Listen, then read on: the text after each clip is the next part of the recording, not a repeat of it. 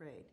So I would tell my younger self to live life to its fullest, and whenever something does happen, we will deal with it. We're not alone. This isn't the Dark Ages. There are people and organizations that are there for us when we need them. What would your advice be for younger people or people your age about detecting ovarian cancer? I would want to encourage you as a young woman to not be fearful or read a lot of the baloney on the internet and wherever, Facebook, that it's scary to go to a gynecologist, it's scary to go to a doctor. So I would definitely consider listening to your body, understanding, that you need to go and get a checkup annually. Our bodies are our bodies, and we need to know about them.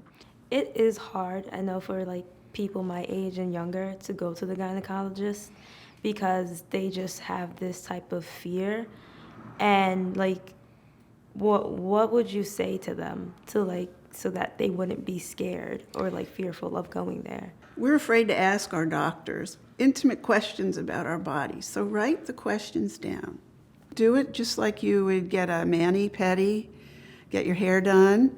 Once a year, you get your regular checkups and then your annual physicals, and be aware, but don't be scared. Life is great. Before you realized you had ovarian cancer, you had missed periods. Did you show any other symptoms, looking back? Because I wasn't actually getting my period, I started getting pains in my left side, in my back, which was whenever you get your period that you would get cramps. And that's what I was feeling, but it was a pulsing feeling. And did an ultrasound, and that's when they found that I had ovarian cancer. The last time I saw my doctor before my diagnosis was actually 3 months before. The thing that kind of got me to the doctor was I started sleeping. I was a morning person. I wasn't working. I started sleeping a lot, and I had gas, but it wasn't my kind of gas. You have to be, in touch with your body. It wasn't my normal gas. I wasn't right. I had symptoms, but I didn't know I had symptoms. But I did know that I had to get a checkup. The second symptom, which I still didn't know, and people were saying, you don't look like yourself. And I was actually, even though I was consuming regular amounts of food, healthy food, I was losing weight. But I also had a pinched nerve, what I thought was a pinched nerve in my back. So what should I do? What should my friends do at this age to first be more aware about ovarian cancer and how to detect it?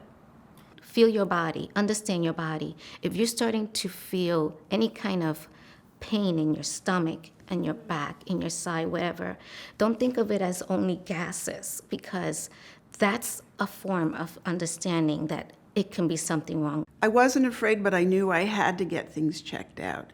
I knew I had I knew I had gastro problems, but the stuff that was going on was different than my normal body. Well, I know now after today that if I get a pain and it lasts a day or so, I shouldn't be that worried and run to the doctor. But usually if it would last more than 2 weeks and it's something that's not common, that doesn't usually happen to me, that I think that's a sign that there's something wrong and that I should make an appointment and go see the doctor immediately. What do you think are common fears that people have? Life goes on after cancer. For me, ovarian cancer has actually brought out things in me that I had dormant for many years. If I can go back when I was 19 years old, I would definitely do what I'm asking you to do, because it's very important to realize that you have to take care of yourself, and you have to be the one to be out there to say you need help or you need to talk to someone because there's something wrong. And there's so many resources out there now, and that's the good thing, that there's so many places and so many people you can talk to and places that you can actually go onto on websites that it makes it a lot easier, and you should feel confident about doing it, not being afraid of ever going to see a doctor.